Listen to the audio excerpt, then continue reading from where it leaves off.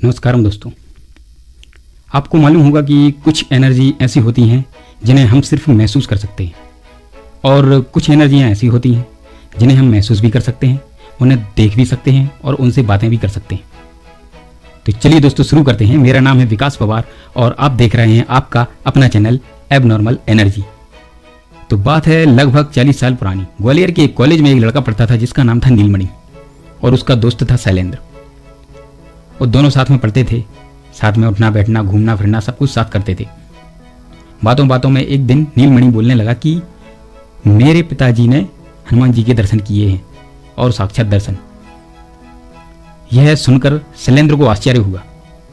शैलेंद्र बोला, ऐसा नहीं हो सकता भाई, इस कलयुग में कैसे हनुमान जी दर्शन दे सकते हैं। तो नीलमणि बोला कि अगर तुम्हें विश्वास नहीं होता तो मेरे पिताजी से जाकर पूछ लो। मेरे पिताजी से पूछ सकते हो कि हुए हैं दर्शन की नहीं हुए, वो सत्य बताएंगे। तो शैलेंद्र बोला, चलो ठीक है, तुम बोलते हो तो मैं तुम्हारे पिताजी से ही पूछूंगा। अब ये निकल दिए नीलमणि के गांव। उस टाइम पे कुछ टैक्सी वगैरह तो चलते नहीं थे, तो ये गए अपने साइकिल से और साइकिल से आधा घंटे की दूरी पर था इनका गांव। गांव पहुंचने के बाद इनकी माँ ने इन दोनों का स्वागत किया। स्वागत में इन दोनों को नमकीन रोटी और 1 लीटर का छाछ से भरा हुआ गिलास दिया। ये दोनों नाश्ते करने में जुट गए। नाश्ता करते करते बीच में ही नीलमणि के पिताजी आ पहुंचे। तो इन्होंने पिताजी को प्रणाम किया और बोला कि ये मेरा मित्र है शैलेंद्र, इनको आपसे वो कथा सुननी है जिस कथा में आपने हनुमान जी के प्रत्यक्ष दर्शन किए थे। तो इनके पिताजी बोले, क्यों नहीं, सुनाऊंगा। तो शैलेंद्र जी बोले कि जी सुनाइए, मुझे तो बहुत उत्सुकता हो रही है कि मैं कब सुन लूं। तो इन्होंने बोला कि आज से लगभग 40 साल पहले जब मैं आर्मी में सूबेदार था और मेरी पोस्टिंग एमपी के सागर जिले में हुई। सागर एक पहाड़ी एरिया है और वहीं पर मैं कार्यरत था और वहीं पर बच्चों को पढ़ाना लिखाना सब कुछ। तो बच्चों का स्कूल था दूर, तो मुझे कोई आने जाने के लिए वाहन करना था। तो मुझे एक रिक्शा वाला मिला।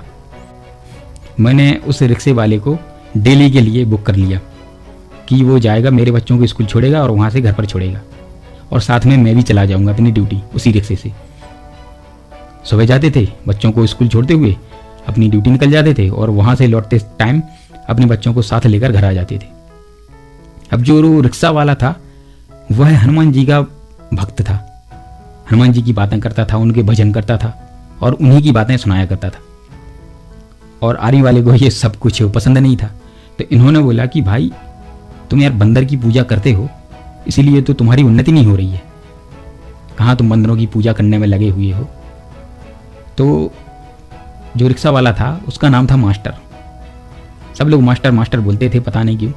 तो वो मास्टर सुनकर चुप हो गया, कुछ भी नहीं बोला। ऐसा उसका रोज का था कि वो रिक्शा चलाते हुए हनुमान जी की बातें, उनके भजन, उनकी कथाएं बोलता रहता और आर्मी वाले को यह पसंद नहीं था। तो एक बार क्या हुआ कि आर्मी वाले ने मास्टर से बोला, रिक्शे वाले से बोला, मैं आपके शहर में बस कुछ दिनों का मेहमान हूँ, फिर मैं रिटायर्ड हो जाऊँगा और मैं अपने गांव चला जाऊँगा। तो मास्टर ने बोला कि बाबूजी आप तो अपने गांव जा ही रहे हैं, अगर आपको हनुमान जी के मैं प्रत्यक्ष दर्शन करवा दूँ तो आप कभी भी उनके बारे में गलत नहीं बोलेंगे कि वो बंदर हैं या ऐसा कुछ भी नहीं होता। तो आर्मी वाले बोले, अरे भाई ऐसा कुछ भी नहीं होता, ये सब पुरानी कथाएं हैं, दादी नानी की कहानियां हैं, काल्पनिक हैं, ऐसा कुछ भी नहीं होता। तो मास्टर ने बोला कि अगर मैं आपको करा दूं दर्शन तो आप कभी भी उनके बारे में कुछ गलत तो नहीं बोलेंगे। आर्मी वाले थे भाई, मान गए। बोला कि चलो तुम अगर इतना कह रहे हो तो मैं चलूँगा, दर्शन करूँगा। तो मास्टर ने बोला कि आप 11 किलो मिठाई और एक डलिया में फूल भरकर रख लेना। कुछ दिनों बाद इनका जाना हुआ। ये मास्टर सुबह 3:30 बजे पहुंच गया आर्मी वाले के पास कि बाबूजी दरवाजा खोलो, चलो चलें। अब ये रिक्शे में बैठे मास्टर जी, उस रिक्शे में 2 लोग और थे। मास्टर से पूछा कि भाई ये लोग कौन हैं। तो मास्टर ने बोला कि ये मेरे दोस्त हैं, इनको भी कष्ट है हनुमान जी के दर्शन करने। बस ये लोग निकल गए। मैंने बोला कि सागर एक पहाड़ी एरिया है, तो ये किसी पहाड़ी जंगल में गए और उधर जाकर लीपा गोबर से चौक पूरा और हनुमान जी को आसन दिया, दीपक जलाया। मास्टर ने लगभग 1 घंटे तक हनुमान जी का आवाहन किया और क्या था आह्वान करते हुए, पूजा पाठ करते हुए हनुमान जी साक्षात प्रकट हो गए। लाइट का ऐसा झमाका हुआ कि सबकी आंखें चौंधी आ गई, सब कुछ दिखना बंद हो गया। और जो लाइट का झमाका हुआ था, उसी लाइट ने, उसी रोशनी ने हनुमान जी की आकृति ले ली। आपको यह सुनकर हॉलीवुड का कोई सीन लग रहा होगा, लेकिन यह सत्य घटना है। हनुमान जी ने आकृति ले ली उस रोशनी से। आर्मी वाले ने बताया कि उनकी भुजाएं बहुत बलिष्ठ थीं, बहुत बलिष्ठ थे वो, उनकी सीना, जंघाएं, मतलब देखते ही बन रहा था और काफी डर भी लग रहा था। जब हनुमान जी साक्षात रूप में आए तो मास्टर ने बोला कि दद्दा जी, क्योंकि मास्टर उन्हें दद्दा जी कहकर संबोधित करता था, कि दद्दा जी क्षमा करें, प्रणाम दद्दा जी, प्रणाम प्रणाम, हमने आपको कष्ट दिया प्रभु, क्षमा करें। और बोला कि ये आपके भक्त हैं, जो 2 लोग साथ में गए थे, इनको भी कष्ट है। तो जो साथ में थे उन्होंने कुछ भी नहीं बताया। हनुमान जी ने स्वयं बोला कि तुम्हारे लड़के का स्वास्थ्य ठीक हो जाएगा, मानसिक रूप से ठीक हो जाएगा, क्योंकि जो पहला बंदा था उसका बच्चा मानसिक रिटायर्ड था, मानसिक बुद्धि से कमजोर था और दूसरे के संतान नहीं थी। तो हनुमान जी ने दूसरे से बोला तुम्हें संतान प्राप्त होगी। और मास्टर ने इन लोगों से पहले बोला था कि उधर चलेंगे तो जरूर, लेकिन आप लोगों को कुछ बोलना नहीं है, बिल्कुल चुप बैठना है।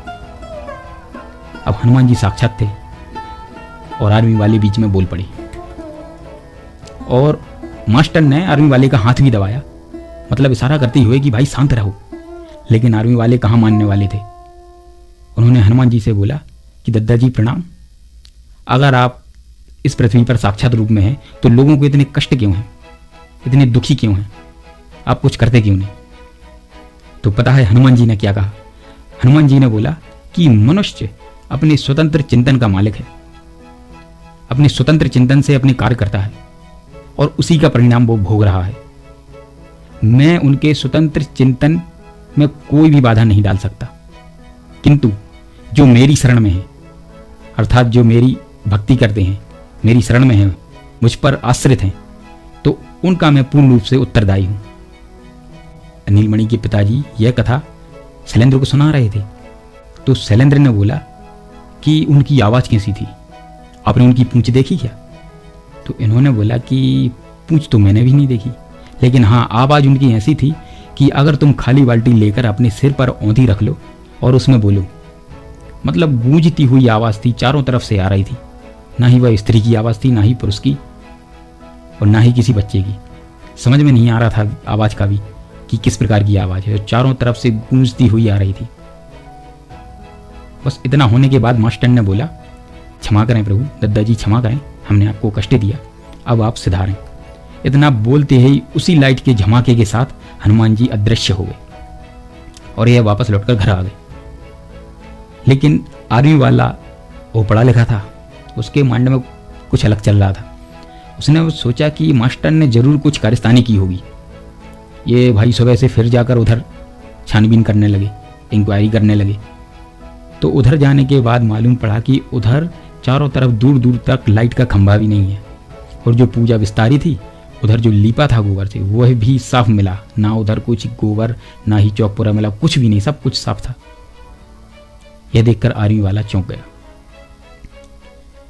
फिर आर्मी वाले तो मतलब रिटायर हो चुके थे, अब इनकी आंखें खराब होना चालू, लगभग इतना मोटा लेंस का चश्मा लगाने लगे रिटायर्ड होने के बाद। पता नहीं क्यों आंखें खराब हुई, शायद ये बीच में बोले थे इस कारण से। रिटायर्ड होने के बाद 5 साल के बाद फिर से इनका सागर जाना हुआ। तो यह उन्हीं 2 व्यक्तियों के पास गए जो इनके साथ गए हुए थे, जिन्होंने हनुमान जी के प्रत्यक्ष दर्शन किए थे। तो जिस पहले व्यक्ति के पास गए तो उसका बच्चा जो मानसिक रूप से रिटायर्ड था वह पूर्ण रूप से स्वस्थ था, और दूसरे के 2 संतान थी, एक लड़का और एक लड़की। यह कथा शैलेंद्र जी सुनकर गदगद हो गए और उनका मन प्रफुल्लित हो गया, और यह कथा सुनने के लिए नीलमणि के पिताजी के पास वह कई बार गए। तो चलिए दोस्तों, अगर आपको यह सत्य घटना पसंद आई हो तो आप कमेंट में जरूर बताइएगा, और इसी प्रकार की और घटनाएं और कहानियां सुनने के लिए आप कमेंट में बताइएगा, मैं आपके लिए जरूर लाऊंगा। और चैनल को प्लीज़ सब्सक्राइब करिएगा। नमस्कारम, ओम नमः शिवाय, ओम नमः शिवाय, ओम नमः शिवाय।